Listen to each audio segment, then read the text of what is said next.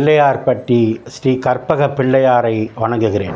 ஆதித்யாய சோமாய மங்களாய புதாயச குரு சுக்கிர சனி பெயர்ச்ச ராகுவே கேதுவே நமோ நமக.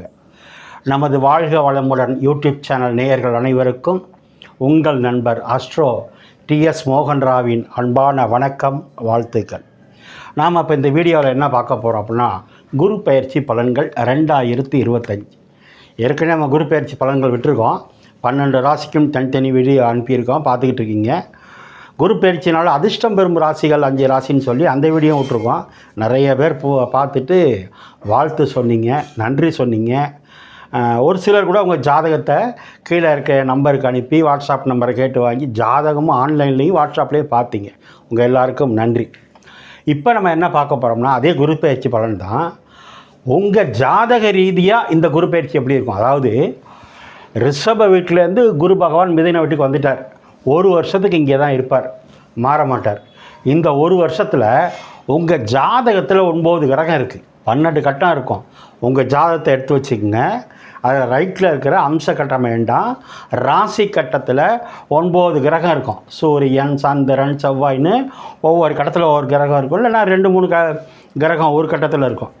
இந்த குரு பார்வையில் சூரியன் இருந்தால் உங்கள் ஜாதகத்தில் லெஃப்டில் ராசி கட்டத்தில், அல்லது இந்த குரு பார்வையில் சந்திரன் இருந்தால், அல்லது இந்த குரு பார்வையில் செவ்வாய் இருந்தால், புதன் இருந்தால், சுக்கிரன், இப்படி 9 கிரகமும் எந்த இடத்துல இருந்தால் என்ன பலன் கிடைக்கும் அப்படிங்கிறதான் பார்க்க போகிறோம்.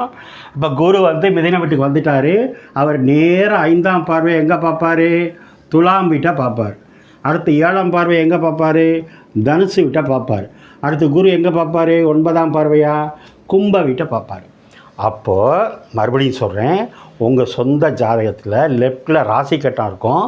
அப்போது உதாரணத்துக்கு சூரியன் இந்த கட்டத்தில் உங்கள் ஜாதகத்தில் இருந்தால், அல்லது சூரியன் தனுசு வீட்டில் இருந்தால், அல்லது கும்ப வீட்டில் இருந்தால், அல்லது மிதுன வீட்டிலையே இருந்தால் என்ன பலன் அப்படின்னு தான் பார்க்க போகிறோம். அதே மாதிரி இந்த 4 இடத்துல சந்திரன் இருந்தால் இது எல்லாம், அதே மாதிரி செவ்வாய் இருந்தால் இந்த 4 கட்டத்தில், இல்லை சார் புதன் இருக்குது அப்படி இந்த 4 கட்டத்தில் ஏதாவது ஒரு கட்டத்தில் தான் ஒரு கிரகம் இருக்கும்.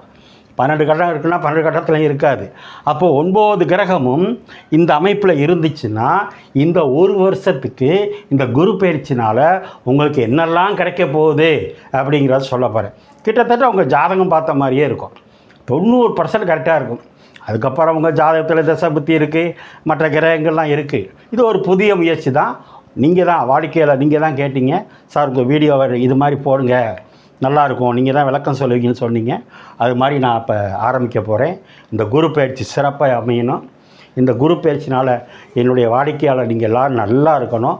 இந்த ஒரு வருஷத்துக்கு இந்த குரு பயிற்சி என்ன செய்யும், எந்த கிரகத்தை பார்க்குது, உங்கள் ஜாதகத்தில் என்னென்னலாம் கிடைக்கும் அப்படிங்கிறத சொல்ல போகிறேன், பார்க்கலாம். அடுத்து நேயர்கள் நீங்கள் இப்போ தான் இந்த சேனலை பார்க்குறீங்க அப்படின்னா சப்ஸ்கிரைப் பண்ணிக்கோங்க, லைக் பண்ணுங்கள், உங்கள் உறவினர் நண்பர்களுக்கு சொல்லுங்கள். நான் வணங்கும் பிள்ளையார்பட்டி கற்பக விநாயகர், என் குலதெய்வம் முத்துமாரியம்மன், அண்ணாமலையார் உண்ணாமலத்தாய், நான் நித்தம் வணங்கி வேண்டி நிற்கும் குமரமலையான், என் தாய் தந்தையரை வணங்கி இந்த பலன்கள் அனைத்தும் சிறப்பாக அவங்களுக்கு அமையணும்னு கேட்டுக்கிறேன். இப்போது நம்ம வீடியோக்குள்ளே போவோமா? முதல்ல குருன்னா யார் அதை பார்த்துருவோம். குருவை பற்றி பேசுகிறோம்னா இன்றைக்கி ஃபுல்லாக பேசிகிட்டு இருக்கலாம். ஏன்னா அந்த வீடியோவே ஒரே வீடியோ இருக்க முடியாது. ஏன்னா 1 மணி நேரத்துக்கு மேலே வரும், 1.5 மணி நேரத்தில் வரும், நீங்கள் பார்க்க முடியாது. அதனால் 3 பார்ட்டாக தான் கொடுப்போம்.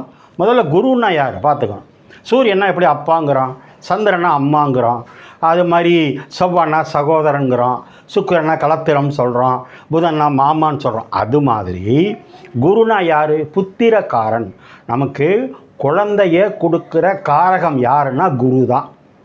அடுத்து இப்போ தனகாரன், நமக்கு பணம் கையில் தாராளமாக புழங்கணும் அப்படின்னா சுக்கிரனும் வருவார். ஆனால் குரு ரொம்ப ரொம்ப முக்கியம். அவர் தான் பெரும் பணத்துக்கு அதிபதி. பெருந்தொகைக்கு அதிபதி யாருன்னா குரு தான். பெரிய பதவிகளுக்கு அதிபதினா குரு தான். பெரிய பதவி, பெரும் பணம், புகழ், அவார்டு வாங்கிறது. ஒரு எம்எல்ஏவாக இருக்கேன்னா சாதாரணமாக இருக்கலாம். ஆனால் அவரே முதலமைச்சரானா, அவரே மந்திரியானா பெரும் பதவி. ஒரு மாவட்டத்தில் நீதிபதியாக இருக்கார், அவரே ஹைகோர்ட் நீதிபதி, சுப்ரீம் கோர்ட் நீதிபதினா பெரும் பதவி. அதே மாதிரி ஒரு ஸ்போர்ட்ஸில் டிஸ்ட்ரிக்ட் லெவலில் ஒருத்தர் இருக்கார், அவரே உலக அளவில் ஒரு ப்ரைஸ் வாங்குறாரு, அவார்டு வாங்குறாருன்னா பெரும் பதவி. இப்படி பெரிய பெரிய புகழுக்கு அதிபதி குரு. அவார்டுக்கு, புகழுக்கு, பெரும் மதிப்புக்கு பெரிய மனுஷன்தான். அப்போ ஒரு ஜாதகத்தில் குரு ரொம்ப ரொம்ப ரொம்ப முக்கியம். இப்போ அந்த குரு சூரியனோட இணைஞ்சா அல்லது சூரியனை பார்த்தா, ஏன்னா 5ஆம் பார்வை குருவுக்கு, 7ஆம் பார்வை குருவுக்கு, 9ஆம் பார்வை குரு. அப்போ குரு பார்க்க கோடி நன்மை, இருக்கிறத விட பார்க்குற இடம் புனிதம். சரி, இப்போ ராசியில் இருக்குது அல்லது துலாத்தில் இருக்குது, தனுசில் இருக்குது, கும்பத்தில் இருக்குன்னா சூரியன்னா அப்பா, சூரியன்னா வளர்ச்சி கிரகம், சூரியன்னா வெளிச்சம், சூரியன்னா அரசாங்கம், சூரியன்னா ஒளி, சூரியன்னா ஆன்மீகம், சூரியன்னா பிளானிங் திட்டமிடல், சூரியன்னா பங்க்சுவாலிட்டி. இவ்வளவும் சூரியனுக்கு வரும். இன்னும் நிறையா இருக்குது. மாணிக்க கல்லுக்கு சூரியன், கோதுமை உணவுக்கு சூரியன், இப்படி சொல்லிக்கிட்டே போகலாம். அரசாங்கம் சூரியன், அரசியல் சூரியன், மருத்துவம் சூரியன், சட்டம் சூரியன், இது தலைப்பகுதிக்கு சூரியன், இவ்வளவு இருக்குது. சரி, அப்போ இந்த குரு பார்க்கும்போது என்ன ஆகும்? உங்கள் அப்பா அவர் உடல்நிலை முன்னேற்றம் உண்டு. முதல் பாயிண்ட். இந்த ஒரு வருஷத்தில் அவருக்கு யாருக்காவது அப்பாவினுடைய உடல்நிலை பாதிச்சிருந்தால் முன்னேற்றம் உண்டு. 2, அப்பாவுக்கு தொழில் நல்லா இருக்கும், வருமானம் நல்லா இருக்கும், வேலையை மாற்றிக்கலாமா, தொழிலை மாற்றிக்கலாமா, எக்ஸ்ட்ரா தொழில் பண்ணலாமா, வெளிநாடு போகலாமா, இல்லை வெளிநாட்டில் இருக்கவங்க வரலாம். இதெல்லாம் அப்பாவுக்கு. உங்களுக்கு என்ன கிடைக்கும்?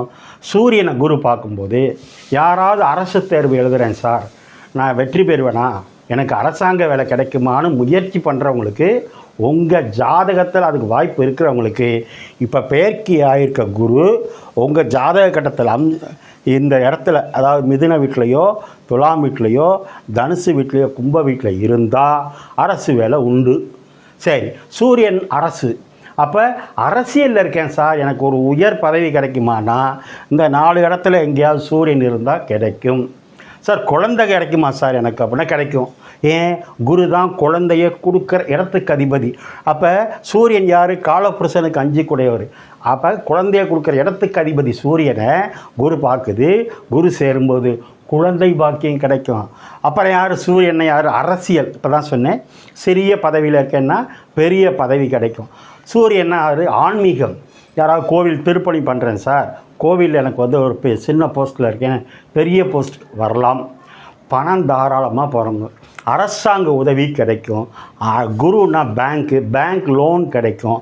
சூரியன் ஏன் சொல்கிறோம்னா தலைமை கிரகம் சூரியனை குரு பார்த்துருச்சுன்னா உங்கள் ஜாதகத்தில் என்ன தடைகள் இருந்தாலும் இந்த ஓராண்டில் சூரியனை வெளிச்சம், சூரியனா புகழ், குருனாலும் புகழ். அப்போது உங்களுடைய முகம், உங்களுடைய திறமை, உங்களுடைய படிப்பு, உங்களுடைய உத்தியோகம் அத்தனையும் வெளிச்சத்துக்கு வரப்போகுதுன்னு அர்த்தம். ஆக இந்த சூரியனை குரு சுருக்கமாக தான் சொல்லியிருக்கேன். இந்த சூரியனை குரு பார்க்குறதுனால அல்லது சூரியனோட இணைகிறதுனால சிவராஜ யோகம்னு சொல்லலாம். மிக அற்புதமாக இருக்கும். உங்கள் ஜாதகத்தில் சூரியன் இந்த 4 கிடத்தில் இருக்கான்னு பாருங்கள். அடுத்து நம்ம சந்திரனை பார்க்கலாமா? மிதுன வீட்டில் சந்திரன் இருந்தால் இதுக்கு பேர் மிதுன ராசின்னு பேர். துலாம் வீட்டில் சந்திரன் இருந்தால் இதுக்கு பேர் துலாம் ராசின்னு பேர். தனுசு வீட்டில் சந்திரன் இருந்தால் தனுசு ராசின்னு பேர். கும்ப வீட்டில் சந்திரன் இருந்தால் கும்ப ராசின்னு பேர். இப்போ ஆல்ரெடி இங்கே ராகு வந்துடுவார். ஆமாம், சனி விலகிட்டார், ராகு வந்துடுவார்.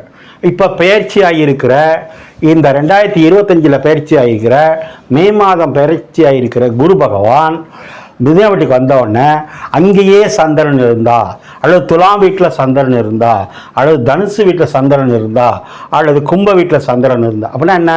மிதுன ராசிக்கு, துலாம் ராசிக்கு, தனுசு ராசிக்கு, கும்ப ராசிக்கு இந்த குரு பயிற்சி என்ன செய்யும் அதுதான் பார்க்க போகிறோம்.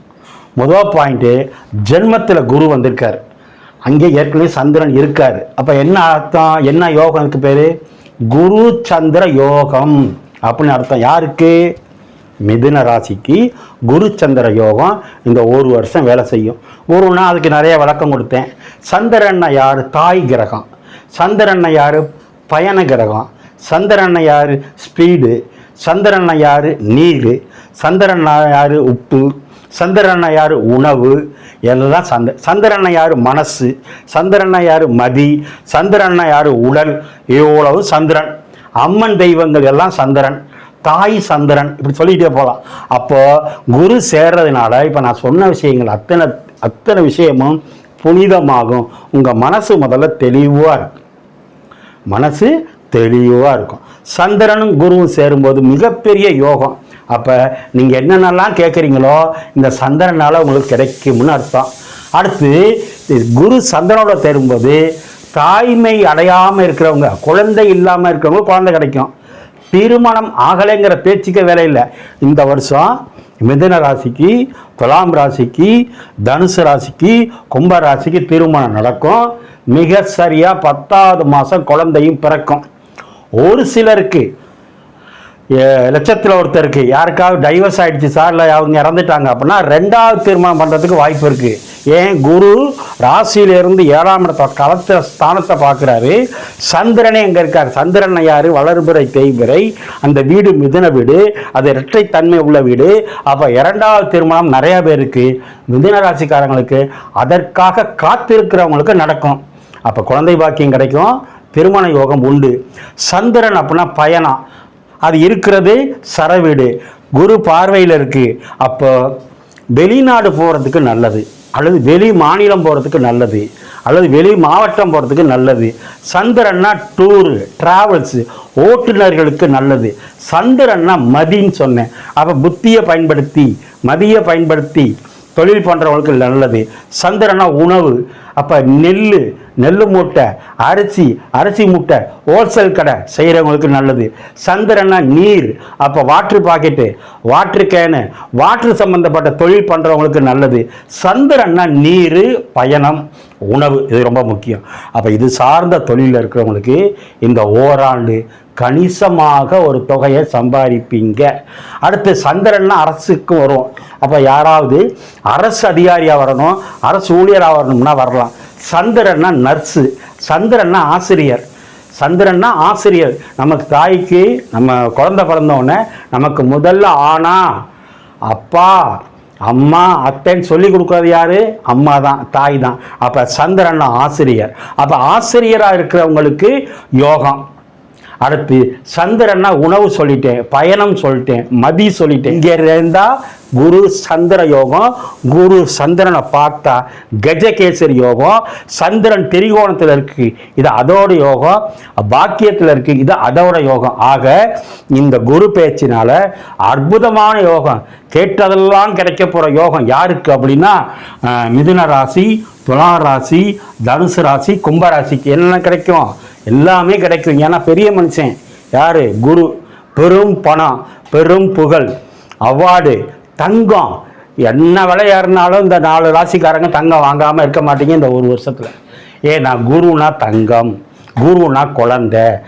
புதுசாக உங்கள் உறவில் உங்கள் வீட்டில் ஒரு வரவு உண்டு, இது நடக்கும். வெளிநாட்டு கல்வி அற்புதமாக இருக்கும். நீங்கள் என்ன படிக்கிறீங்களோ, ஸ்கூலில் படிக்கிறீங்களோ, காலேஜில் படிக்கிறீங்களோ, அற்புதமாக இருக்கும். ஆக இந்த குரு பேச்சு இந்த 4 ராசியில் சந்திரன் இருந்து இந்த ராசியாக இருந்த அற்புத யோகம் யோகம் யோகம். அடுத்து செவ்வாயை பார்ப்போமா?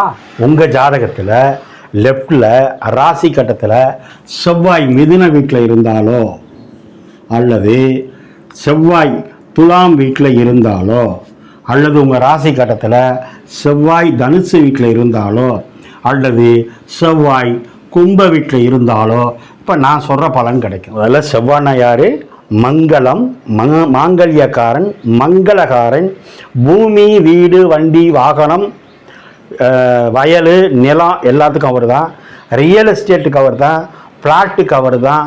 செங்க காலவாய்க்கு அவர் தான். கட்டிட பொறியாளருக்கு அவர் தான். இராணுவம், போலீஸு, தீயணைப்புத்துறை, ஈவி எல்லாம் அவர் தான். பெரிய உயர் பதவி அதெல்லாம் அவர் தான். அவர் குருவோட சேர்றாரு. என்ன கிடைக்கும்? இப்போ உங்கள் ஜாதகத்தில் ராசி கட்டத்தில் ஏற்கனவே செவ்வாய் இருந்து அங்கே குரு வந்தால் இதுக்கு பேர் குரு மங்கள யோகம் பேர். அப்போ மிதுன ராசிக்கெல்லாம் என்ன வேலை செய்யும்? 4ஆம் பார்வையாக செவ்வாய் பார்ப்பார். குரு 5ஆம் பார்வையாக பார்ப்பார். 4ஆம் இடம் 5ஆம் இடம் அற்புதமாக வேலை செய்ய போகுது. ஏன்? 4ஆம் இடம் மனசு, 5ஆம் இடம் ஆள் மனசு. அப்போ இங்கே செவ்வாய் இருக்குது. அப்போ சொத்து வாங்க போகிறீங்க. நீங்கள் மிதுன ராசிக்காரங்களோ, துலாம் ராசிக்காரங்களோ, தனுசு ராசிக்காரங்களோ, கும்ப ராசிக்காரங்களோ புதுசாக ஒரு சொத்து வாங்க போகிறீங்க. அல்லது இடம் இருந்தால் வீடு கட்ட போகிறீங்க. அல்லது வயல் இருந்தால் விவசாயம் பண்ணுவீங்க. என்ன விவசாயம் பண்ணலாம்? பருப்பு விதைக்கலாம். செவ்வாய்னா தேங்காய், தென்னை மரம், இளநீ, அந்த விவசாயம் பண்ணலாம். செவ்வாய்னா அற்புதமான கிரகம். பூமி பிளாட்டாக வாங்கி பிரித்து பிளாட் போட்டு விற்கலாம். செங்கக்காலவை வியாபாரம் பண்ணுறவங்களுக்கு நல்லது. அரசியலுக்கு செவ்வாய் வரும். அப்போ அரசியலில் இருக்கிறவங்க உயர் பதவிக்கு போகலாம். அரசாங்கத்தில் இருக்க அதிகாரி, EBயில், தீயணைப்பு துறையில், போலீஸ் டிபார்ட்மெண்ட்டில், இராணுவத்தில் இருக்கிறவங்களுக்கு பதவி உயர்வு உண்டு. செவ்வாய்னா சகோதரன். இது வரைக்கும் நாங்கள் சகோதரன் சண்டையாக இருந்தோம்னா இப்போ சேர்ந்துருவீங்க. சார் பூர்வீகத்தில் சொத்து செவ்வாய் பிரிக்காமல் இருக்குது சார்னா இப்போ பிரித்து அவங்கவுங்களுக்கு உள்ள சொத்தை வாங்கிக்குவீங்க. குரு செவ்வாய் அப்படின்னா சகோதரனுக்கு குழந்தை பாக்கியம் உண்டு. செவ்வாய் குருன்னா சகோதரனுக்கு பெரிய பதவி உண்டு. செவ்வாய் குருன்னா பெரிய பெரிய பதவிகள், பெரிய பெரிய மால்கள், 10 மாடி குடியிருப்பு, அப்பார்ட்மெண்ட்டு இதெல்லாம் கட்டுறதெல்லாம் யார்?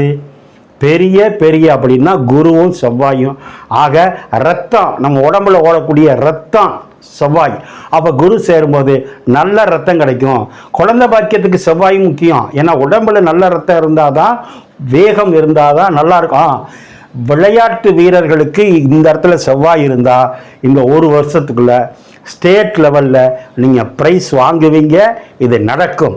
செவ்வாய்னா வெறும் தென்னந்தோப்பு மட்டும் வச்சு விவசாயம் பண்ணுறவங்களுக்கெல்லாம் கணிசமான தொகை, லட்சக்கணக்கான ரூபாயை இந்த வரை சேர்த்துருவீங்க.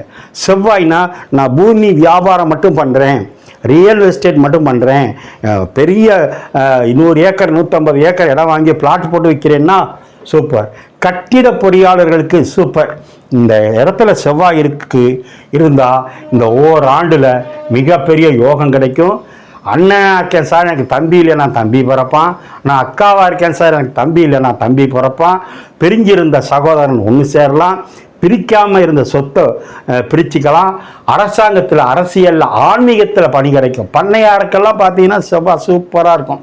அப்போ யாராவது பண்ணையாராக இருக்கேன், நிலச்சுவாண்டாராக இருக்கேன், கோவிலில் ஆன்மீகத்தில் பெரிய ஆளாக இருக்கேன்னா இந்த செவ்வாய் குரு இணைவு, இந்த குரு பார்வை அற்புதமான யோகத்தை கொடுக்கும்.